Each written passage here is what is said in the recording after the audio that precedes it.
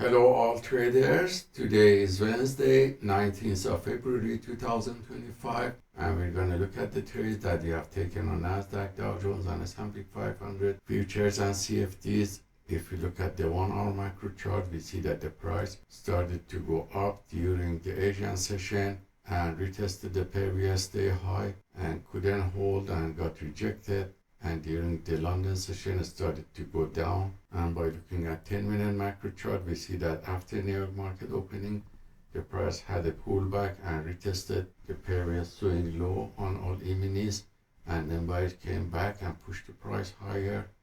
So our plan of action for today was to wait, and since the volatility was high here and the market was waiting for the Fed meeting report in the afternoon, I plan to come afternoon after the release of report, and when the market become trendy, either take long position in a well-established uptrend or sell short in a well-established downtrend.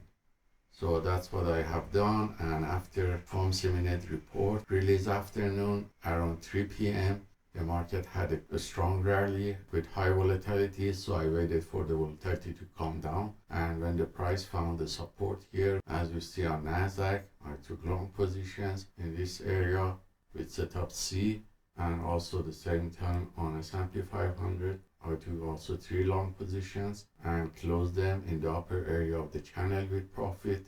So all these signals were copied by copy trader to multiple Apex Trader funding accounts, and you see performance on one of the accounts here that was positive, and it shows profit factor of 99, which is infinite because we had 100% win rate from 6 long positions taken, with the average winning trades of 172 and the largest winning trade of $215.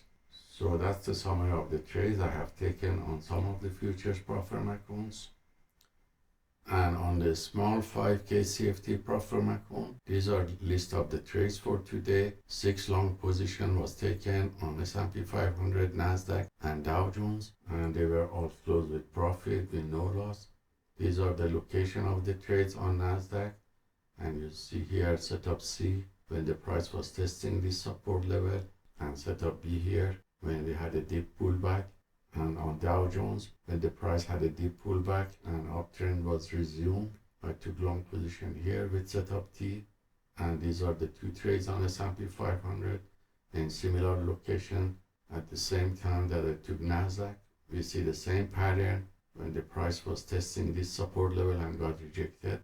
I entered here with setup C, and here again with setup B after rejection of price at this level. So with these trades today, our total balance is now $86.31 with the profit factor of 3.6. And so far from 161 trades taken, we had 135 winners. That resulted in 83.85% win rate. And this shows the equity curve of each instrument, S&P 500, Dow Jones and Nasdaq. And this shows the equity curve of the account in the second stage of the challenge, and this shows the percentage of drawdown. And as you see, we kept the drawdown below open 5%, which is 10 times less than the 5% daily loss limit imposed by the prop firm before we reached that limit and failed this account. And since the account is unlimited and the volatility in the past few weeks was very high and the market wasn't trendy, I took a smaller position size, as you see.